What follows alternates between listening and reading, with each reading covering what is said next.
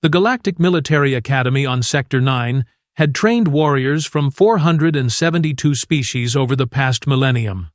None of them had ever brought a pet to orientation.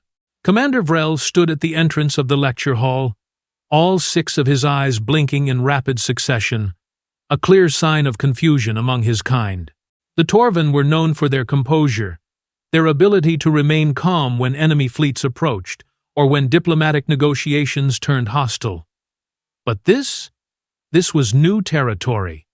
Cadet Thompson, Vrel said slowly, his mandibles clicking with barely concealed irritation. Would you care to explain why there is a... The human child, barely old enough to be considered a juvenile by most species standards, grinned up at him. She couldn't have been more than 12 solar cycles old, with dark skin, bright eyes, and 2 puffs of hair tied up on either side of her head. His name is Sergeant Stripes.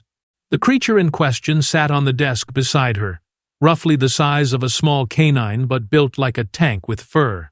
It had a distinctive white stripe running down its back, small, beady eyes that seemed to calculate the exact amount of violence needed for any situation, and claws that looked like they could peel open a combat suit without much effort. That, Vrel continued, pointing one of his 4 arms at the animal, is not regulation. Neither is bringing a 12-year-old to military academy, muttered Cadet Prax from the back row. The skeleton had scales that shimmered purple when he was amused, and right now he looked like a disco ball at a questionable establishment. Vrel's eyes swiveled to glare at Prax. Cadet Thompson was accepted through the Early Prodigy program. Her tactical scores exceeded those of candidates 3 times her age. She has every right to be here. But does the murder weasel have rights? Asked Cadet Yinra, a floating jellyfish-like being whose translator gave her voice an ethereal quality. He's not a weasel, Maya Thompson corrected, reaching over to scratch behind Sergeant Stripes' ears. The honey badger leaned into her hand, making a sound that could generously be called purring, but sounded more like a small engine having mechanical difficulties. And he goes where I go. It's in my contract. This was technically true. When Earth had finally joined the Galactic Coalition 3 years prior, they had done so with their usual human flair for creative interpretation of rules. The Coalition Charter stated that member species could maintain cultural support systems during extended off-world assignments. Most species interpreted this as communication devices, religious items, or comfort foods. Humans, naturally, had decided it meant emotional support animals. The fact that Earth's diplomatic team had managed to get this approved while simultaneously negotiating trade agreements and military partnerships was either brilliant or insane. Vrel suspected it was both, which seemed to be humanity's default setting. Fine, Vrel said, his voice carrying the weight of someone who had lost this argument with higher command 3 times already. But if that creature disrupts my class, causes any injuries, or eats another cadet, there will be consequences. That only happened once, Maya said defensively, and Cadet Zilf grew his arm back in like 2 weeks. The lecture hall erupted in multilingual gasps and concerned chatter. Several cadets in the front row immediately moved to seats farther back. Vrel closed all 6 eyes and counted to 10 in his native language. When he opened them again, he was greeted by the sight of Sergeant Stripes, staring directly at him with an expression that somehow managed to convey both complete indifference and vague homicidal intent. "Let's begin," Vrel announced, activating the holographic display at the front of the room. Today's lesson covers battlefield tactics during siege scenarios. Pay attention, as this information may save your life in actual combat situations. The display showed a 3-dimensional rendering of a fortified position, complete with defensive turrets, energy shields, and strategic choke points. It was a classic setup used in hundreds of historical battles across the galaxy. Now, Vrel continued, using a laser pointer to indicate key positions, when approaching such a fortification, standard procedure calls for, "Yes, Cadet Thompson?" Maya had her hand raised high in the air, practically bouncing in her seat. Sergeant Stripes remained motionless beside her, having apparently decided that furniture was an acceptable throne. "Why don't they just go under it?" Maya asked. Vrel blinked. "Excuse me?" "The fortification. It's got shields on top, turrets on the sides, but I don't see any underground defenses. You could just tunnel under it." Several cadets turned to look at her with expressions ranging from curiosity to outright skepticism. The Krell twins, whose species had perfected aerial combat, chittered something that the translator helpfully rendered as absurd. "Who fights underground?" "Lots of Earth species," Maya said matter-of-factly. "Moles, badgers, prairie dogs, rabbits, ants, termites, naked mole rats." "This is a military academy, not a zoology lesson," interrupted Cadet Vorn, a massive reptilian creature whose people had conquered 17 systems through sheer aggression and superior firepower. "We're discussing real tactics, not whatever primitive dirt digging your species does." Sergeant Stripes' head turned slowly toward Vorn.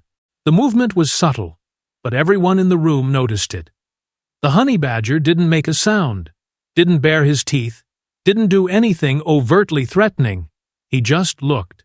Vorn's scales went pale.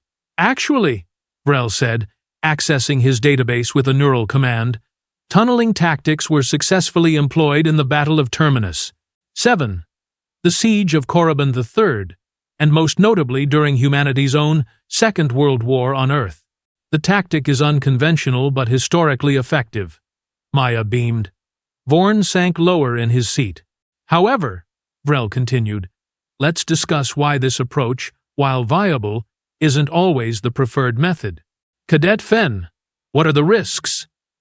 The young Dracus, all four of his eyes focused intently on the hologram, spoke up.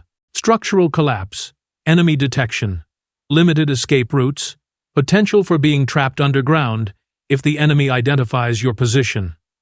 "Correct. Tunneling is a high-risk, high-reward strategy that requires an alarm blared through the academy," cutting Vrel off mid-sentence. Red emergency lights flooded the lecture hall, and a synthesized voice echoed through the speakers. "Attention all cadets and staff. This is not a drill. Hostile forces have breached the outer perimeter. All combat-ready personnel report to defensive positions. All non-combat personnel evacuate to secure bunkers immediately." The room exploded into chaos. Cadets jumped from their seats, some reaching for weapons that weren't there, others clustering together in species-specific groups. Vrel's military training kicked in instantly. "Everyone remain calm!" he shouted, his voice cutting through the panic. "Combat cadets, you know your rally points. Support cadets, proceed to evacuation route Beta 7 in an orderly fashion. Move!" The cadets began filing out in organized lines, their academy training overriding their panic. Vrel conducted a quick head count, making sure everyone was accounted for, when he noticed Maya still sitting at her desk. "Cadet Thompson, what are you waiting for?" "Evacuation! Now!" "Sir," Maya said calmly, far too calmly for a child in the middle of a military emergency, "I'm technically classified as combat ready. I scored in the 98th percentile on tactical simulations." "You're 12!" Vrel practically roared. 12 and a half, Maya corrected, standing up and slipping a small backpack over her shoulders. Sergeant Stripes hopped down from the desk and positioned himself at her heel like a furry landmine waiting to go off. "And Earth sends younger kids into worse situations all the time. Did you know that in the early 21st century—" "Not now." Vrel grabbed her by the shoulder and guided her toward the door. "You're going to the bunkers, and that's final. I don't care what your test scores say." They hurried down the corridor, joining the flow of cadets moving toward the evacuation routes.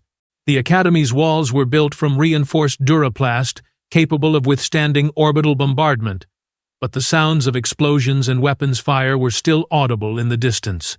"Who's attacking?" Maya asked, having to jog to keep up with Vrel's longer stride. "Unknown," Vrel replied tersely. "Could be pirates, Could be a rival faction testing our defenses. Could be the wall to their left exploded inward. Vrel reacted instantly, throwing himself and Maya to the ground and covering her with his body. Debris rained down around them, and when the dust cleared, 5 figures stepped through the breach. They were Razzen. Even among the violent species of the galaxy, the Razzen had a reputation. They looked like bipedal insects crossed with nightmares, standing nearly 7 feet tall, with chitinous armor plating covering their bodies, and 4 arms ending in scythe-like blades. Their faces were mostly mandibles and compound eyes, and they communicated through clicking sounds that most translators struggled to process. The lead Razzen spotted Vrel and Maya immediately. It tilted its head in what might have been curiosity or hunger. It was hard to tell with Razzen. "Well," Maya said from beneath Vrel's protective embrace, her voice muffled but disturbingly calm. "This is inconvenient." Vrel slowly got to his feet, positioning himself between Maya and the intruders. His hands moved to his belt, finding only a communicator and a ceremonial baton, not weapons. This was an academy, not an active war zone. Except now, it was both. "Stay behind me," Vrel ordered quietly.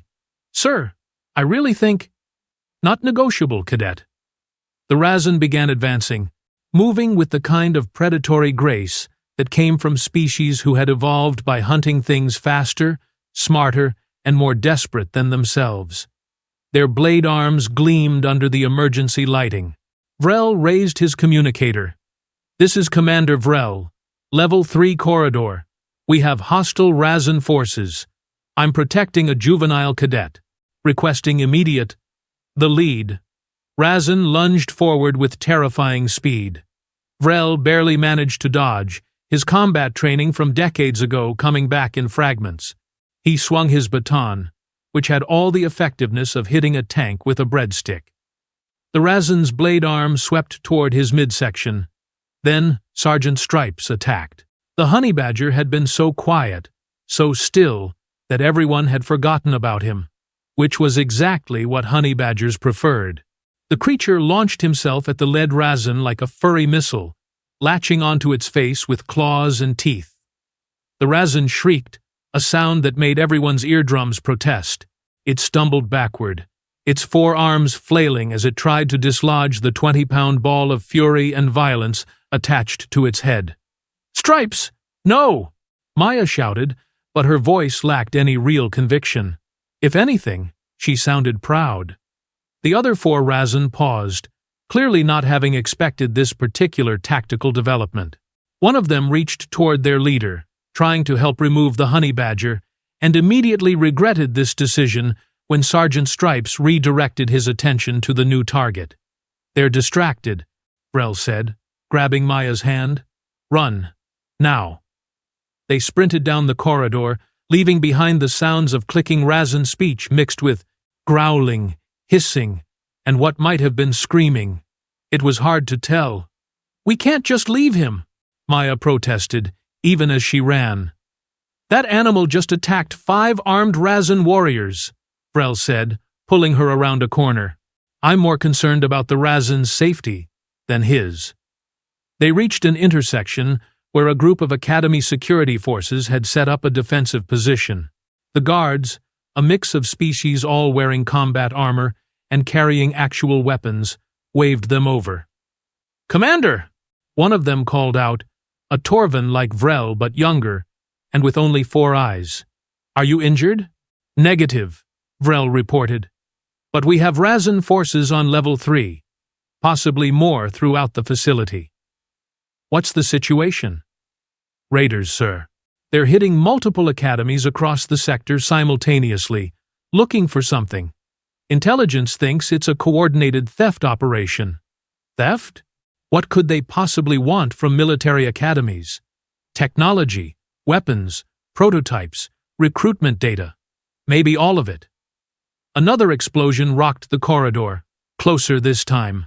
The security team readied their weapons, training them on the approach paths.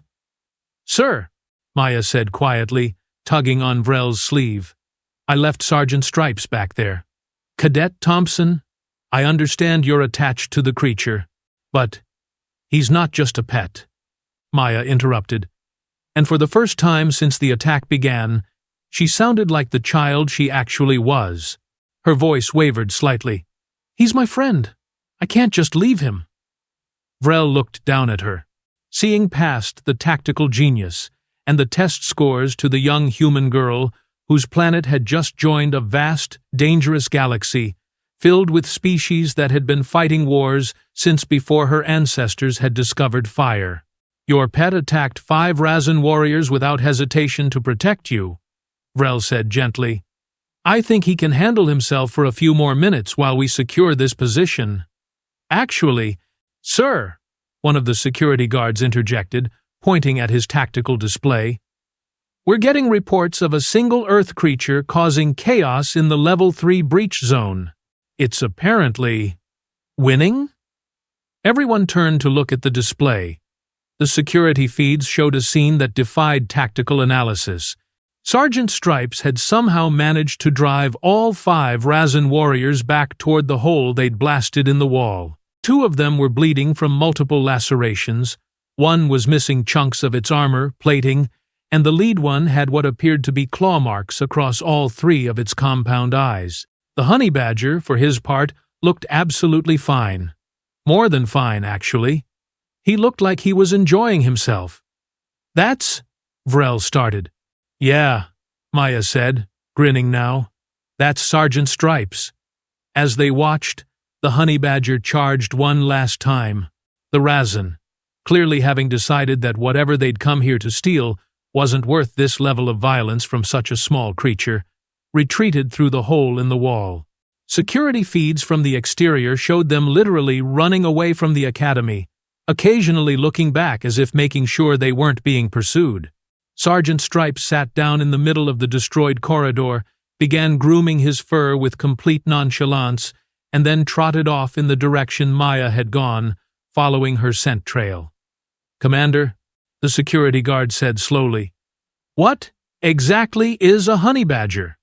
"Apparently," Vrel replied, still staring at the display, "it's Earth's answer to the question nobody asked. What if we made something small, fluffy, and absolutely unkillable?"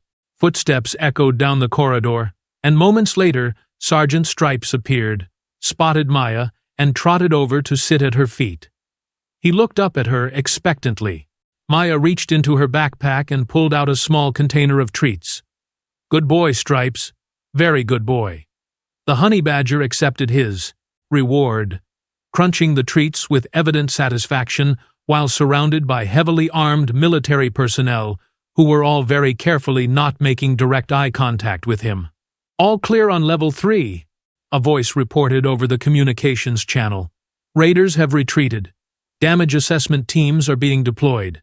Casualties are minimal, mostly minor injuries." Vrel let out a breath he didn't know he'd been holding. The first attack on a Galactic Military Academy in over 2 decades, and it had been repelled with minimal losses. That was good. That was very good. The fact that a 12-year-old human and her terrifying pet had played a significant role in that defense was something he would need significantly more time to process. "Cadet Thompson," Vrel said formally, "you and Sergeant Stripes should report to medical for evaluation." "We're fine, sir," Maya replied, "but I wouldn't mind getting back to class." "You were about to explain the disadvantages of tunnel tactics." "Class," Vrel repeated slowly, "is cancelled for the rest of the day, possibly the rest of the week."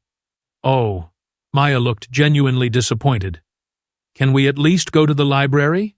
"I wanted to research historical siege warfare." Before Vrel could respond, alarms blared again throughout the facility, but this time with a different tone. Not danger, but an all-clear signal, followed by a command-level summons. "All senior staff report to command deck, immediately. Priority, Alpha." Vrel's communicator buzzed with a direct message. "Bring the human and her creature." "Well," Vrel said, looking down at Maya and Sergeant Stripes, "it appears you're being summoned by the Academy Commandant. Any idea why?" Maya shook her head innocently. Sergeant Stripes yawned, showing off teeth that had recently been used to drive off trained warriors. As they walked toward the command deck, passing damaged corridors and repair teams already working to fix the breach, Vrel couldn't help but think that humanity's addition to the Galactic Coalition was going to be far more complicated, far more chaotic, and far more effective than anyone had anticipated. And somewhere in the back of his mind, a thought crystallized. If this was what humans sent to military school, what were their actual soldiers like? He wasn't sure he wanted to know, but something told him he was going to find out. The command deck occupied the highest level of Sector 9 Academy, a circular room with transparent walls offering a panoramic view of the surrounding starscape. On a normal day, it was breathtaking.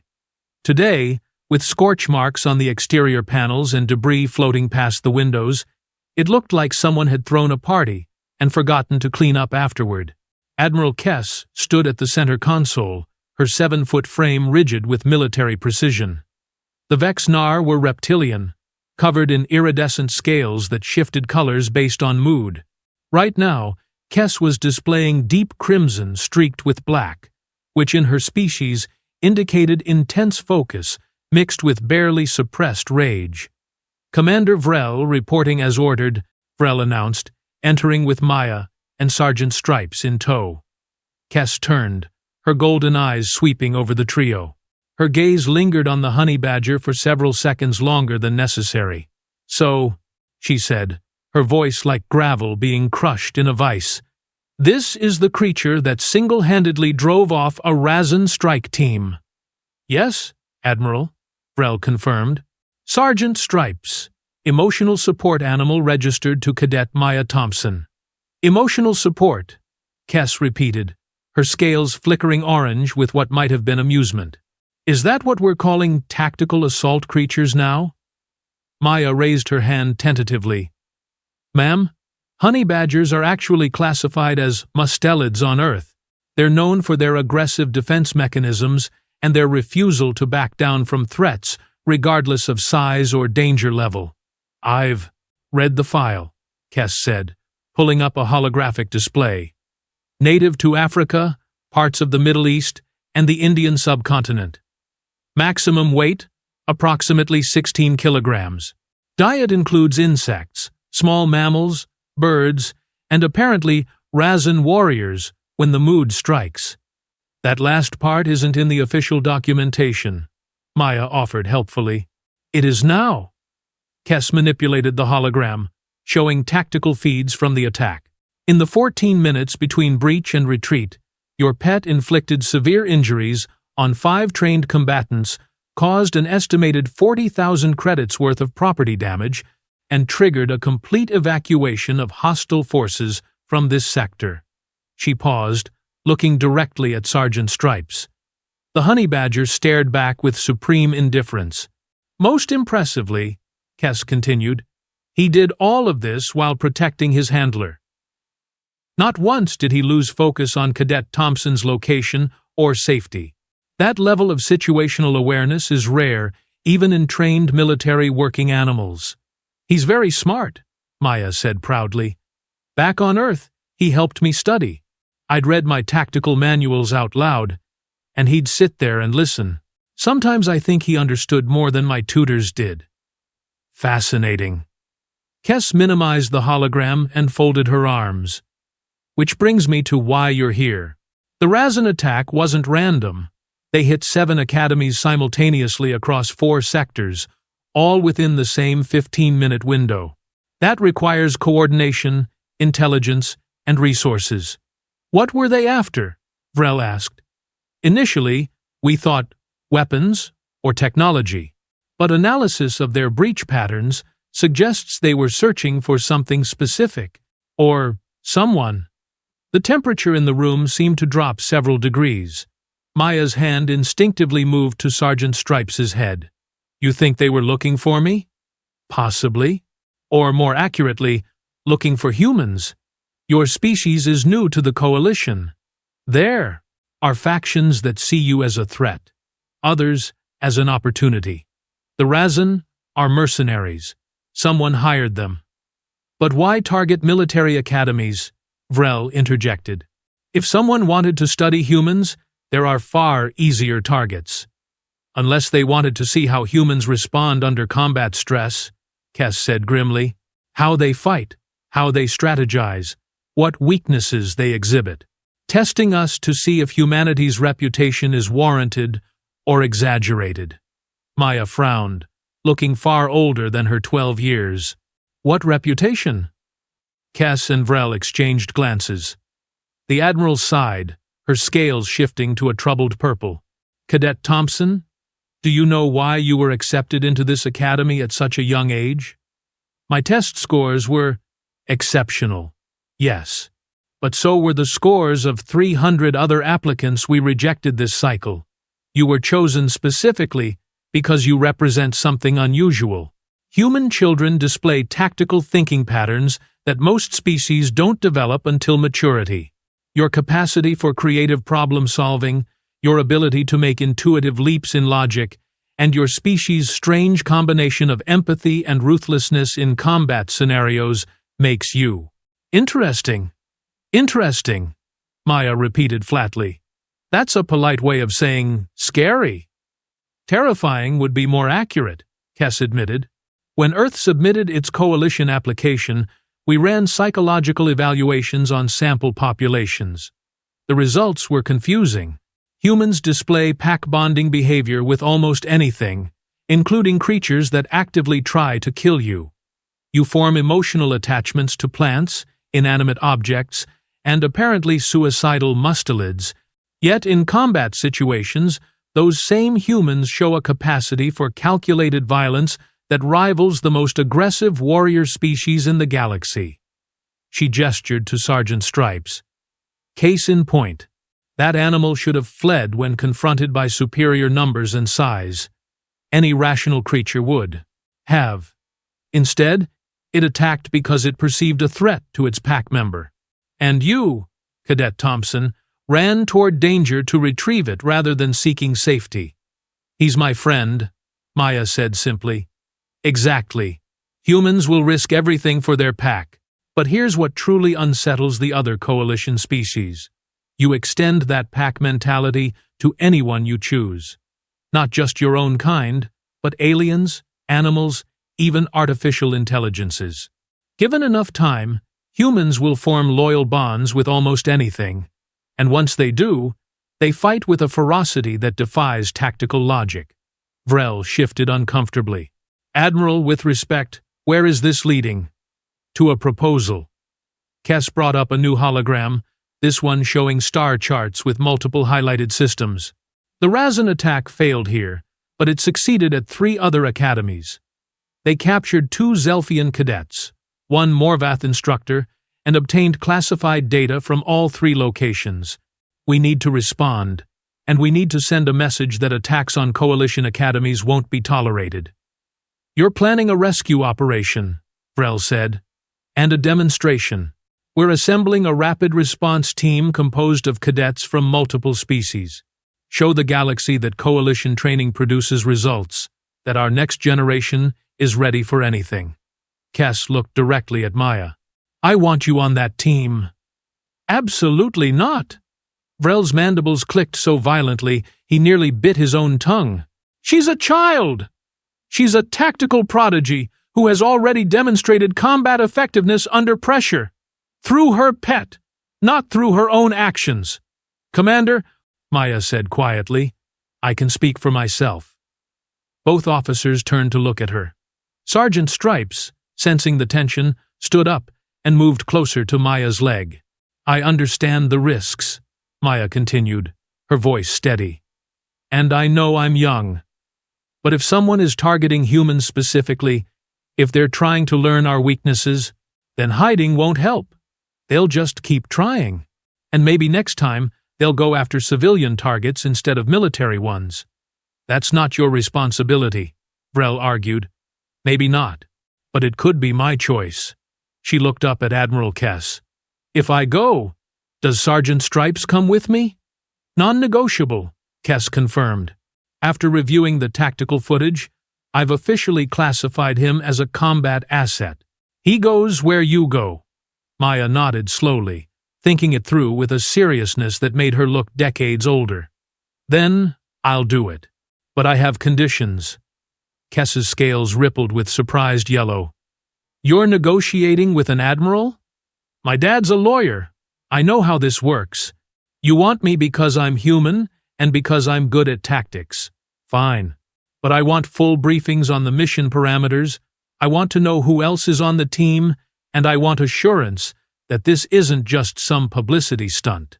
If we're rescuing people, we do it right." For a long moment, silence filled the command deck. Then, Admiral Kess did something Vrel had never seen her do in 20 years of service. She laughed. It was a harsh, barking sound, but genuine. "You're 12 years old, and you're giving me conditions. By the ancestors, your species really doesn't have a self-preservation instinct, does it?" "We do," Maya replied. "We just define preservation differently than most species. We protect the pack." "Agreed. All your conditions are acceptable." Kess manipulated her console, sending data to both Vrel's and Maya's communicators. "Mission briefing in 2 hours. You'll meet your team and receive full tactical overview." Dismissed. Vrel and Maya turned to leave, but Kess called out once more. "Cadet Thompson, one more thing.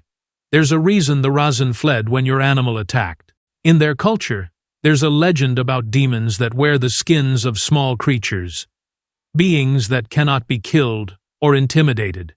That fight with the fury of gods trapped in mortal forms. When they saw Sergeant Stripes, when they felt his complete lack of fear, they thought the legend had come to life." Maya smiled slightly. "That's ridiculous. He's just a honey badger. To you, perhaps, but legends have power, especially in war. Sometimes the most effective weapon isn't the deadliest. It's the one that makes the enemy question everything they thought they knew."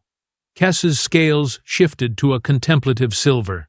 "Your species understands that instinctively.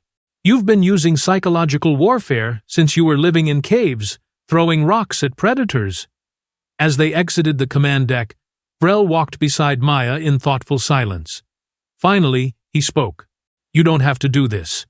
Admiral Kess may want you on the team, but I can file objections. Your age alone should disqualify you from active operations." "Would you?" Maya asked. "Would I what?" "File objections. Try to keep me safe." She looked up at him with eyes that had seen too much in too short a time. "Or, do you think I can handle it?" Vrel considered the question carefully. In his decades of military service, he'd trained thousands of cadets. He'd seen prodigies before, young beings with exceptional skills and promising futures. But Maya Thompson was different. It wasn't just her tactical abilities or her test scores. It was the way she thought, the way she approached problems from angles that shouldn't work, but somehow did. "I think," he said slowly, "that you're one of the most capable cadets I've ever taught. I also think you're 12 years old and shouldn't have to make these choices.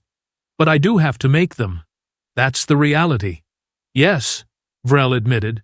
"Unfortunately, it is." They arrived at the cadet dormitories, where other students were gathered in clusters, discussing the attack in hushed, excited tones. When Maya entered, conversations stopped. Everyone stared. "Really fight off Razzen warriors?" "His name is Sergeant Stripes," Maya corrected. "And yes, he did." "That's insane," breathed Cadet Yinra, her jellyfish-like form pulsing with bioluminescence. "Razzen are apex predators. They've toppled governments. Stripes doesn't care about their resume." Maya sat down on her bunk, and the honey badger immediately jumped up beside her, curling into a ball. Within seconds, he was snoring softly. The other cadets slowly gathered around, their earlier skepticism replaced with genuine curiosity and, in some cases, respect. "I mocked you," Bourne said quietly, the massive reptilian cadet looking uncomfortable. "Called your tactics primitive." "You did," Maya agreed. "I was wrong." Not just about the tactics, but about judging without understanding. Where I come from, strength is measured in size and firepower. But today I learned that's a limited perspective. Your people conquered 17 systems, Maya pointed out. That's not nothing. We conquered through overwhelming force. Your species survives through adaptation and unconventional thinking. Different approaches, both valid. Vorn extended one clawed hand. I would be honored to learn from you, if you're willing to teach. Maya shook his hand, her small fingers barely wrapping around his massive palm. Deal. But you have to teach me about frontal assault strategies. Humans tend to overthink things. Sometimes the direct approach really is the best option. Laughter rippled through the group, breaking the tension. For the next hour, cadets from a dozen species sat together, sharing stories of the attack, comparing experiences, and slowly building the kind of bonds that turned classmates into comrades. Later, after most cadets had gone to sleep, Maya sat on her bunk reviewing the mission data Admiral Kess had sent. Sergeant Stripes was awake now, watching her with alert eyes. "We're really doing this," she whispered to him. "Going on an actual rescue mission. Dad's going to freak out when he finds out." The honey badger made a soft chirping sound, which Maya had learned meant he was paying attention. The Razzen took prisoners. People who were just trying to learn, like us. And someone hired them to do it. Someone who wants to use those prisoners for something bad. She scrolled through tactical data, star charts, intelligence reports. "We're going to get them back. You and me, and whatever team they put together." A knock on her door interrupted her thoughts.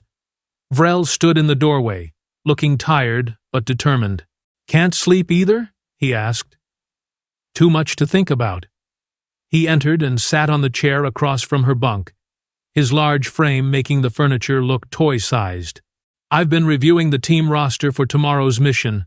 You'll be working with 5 other cadets, all older and more experienced, plus 2 instructors who will handle the heavy combat if things go wrong." "Who made the cut?" "Fen, Yinra, Vorn, the Krell twins, and, surprisingly, Cadet Prax." "Prax? The one who called Stripes a murder weasel?" "The same. Apparently, his skills in electronic warfare are exceptional. We'll need someone who can bypass Razzen security systems." Vrel paused.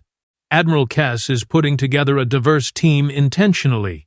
She wants to see how different species work together under pressure. So we're an experiment, a demonstration. There's a difference." Vrel leaned forward, his voice dropping. "Maya, I need you to understand something. Military operations aren't like tactical simulations. When the shooting starts, when people are in danger, everything becomes chaotic. Your training will help, but nothing fully prepares you for the reality of combat. Were you scared during your first real mission?" "Terrified," Vrel admitted. "I was 23 cycles old, fresh out of academy training, convinced I knew everything. Then, enemy fire started. My squad mate got injured, and I realized I knew nothing at all. I froze for nearly 10 seconds, which in combat might as well be an eternity." "What happened?" "My commanding officer slapped me across the face and yelled at me to move. So I did. Training took over, muscle memory kicked in, and somehow we completed the mission." His mandibles clicked in, what might have been a smile. "I'm telling you this because you need to know that fear is normal. Doubt is normal. What matters is what you do despite those feelings." Maya nodded slowly. "Thanks, Commander. That actually helps." Vrel stood to leave, then paused at the door. "One more thing. Your honey badger is remarkably well trained. How long did it take you to teach him to respond in combat situations?" "I didn't," Maya said simply. "Honey badgers don't really train like dogs or other animals. They're too independent. Stripes just understands that we're pack, and pack protects each other. Everything else is instinct." "Instinct," Vrel repeated thoughtfully. "Perhaps that's humanity's real advantage. You don't just train for war, You instinctively understand the psychology of it, the importance of loyalty, the power of fighting for something beyond yourself. After he left, Maya laid back on her bunk, staring at the ceiling. Sergeant Stripes crawled up to rest his head on her shoulder, his warm weight reassuring. "Big day tomorrow," she whispered. "We're going to save people, make Earth proud, and probably terrify everyone in the process." The honey badger yawned, showing teeth that had recently tasted Razzen blood. "Yeah," Maya agreed. "That's what I thought too." She closed her eyes, letting sleep finally claim her. And in her dreams, she saw not nightmares of combat or fear of the unknown, but visions of her teammates working together, of prisoners freed, of a mission completed successfully, because that was another human trait the galaxy was still learning about. Humanity's almost supernatural ability to maintain hope, even in the darkest circumstances, to believe in impossible outcomes, and then work tirelessly to make them happen. The Razzen had made a mistake attacking the Academy. They'd awakened something that had been quietly integrating into galactic society, something that most species had underestimated. They'd reminded humanity why they survived on a death world, why they thrived despite being physically weaker than most spacefaring species, why their pets were actually weapons in disguise. And tomorrow, when Maya Thompson and Sergeant Stripes joined their team for the rescue mission, the galaxy would learn an important lesson about Earth and its inhabitants. Humans didn't just survive. They protected, they adapted. And when pushed, they pushed back with a creativity and ferocity that turned conventional warfare into controlled chaos. The Razzen had wanted to test human weaknesses. Instead, they were about to discover human strengths. And somewhere in the cold vacuum of space, in a hidden Razzen facility holding kidnapped cadets, a reckoning was approaching on tiny feet with claws that could shred armor, and a child's determination to save her fellow students. War School had laughed when a human child brought a honey badger to orientation. Nobody was laughing anymore. The mission would launch at dawn. The galaxy was watching. And Earth was ready to show everyone exactly what humanity brought to the coalition. Not just tactical genius or technological innovation, but something far more dangerous and unpredictable. The absolute refusal to abandon pack members, combined with the willingness to deploy emotional support animals that were actually barely contained natural disasters. Admiral Kess reviewed the mission parameters one final time from her private quarters, her scales shifting through colors as she processed the implications. She'd made the right call, including Maya Thompson. The girl represented everything humanity could offer the coalition. Brilliant, brave, unconventional, and backed by a creature that embodied Earth's approach to survival. The honey badger sat beside a human child, and silence had fallen across the Academy. Not from fear, but from respect. From understanding that humanity had joined the galactic community not to be protected, but to protect others. And when morning came, when the rescue team departed on their mission, the entire coalition would be watching to see if humanity's reputation was earned or inflated. They would have their answer soon enough. Because humans didn't do anything halfway, they packed for every contingency, and apparently they brought emotional support animals that could double as tactical weapons. The galaxy had welcomed Earth into the coalition. Now, it was about to learn what that actually meant.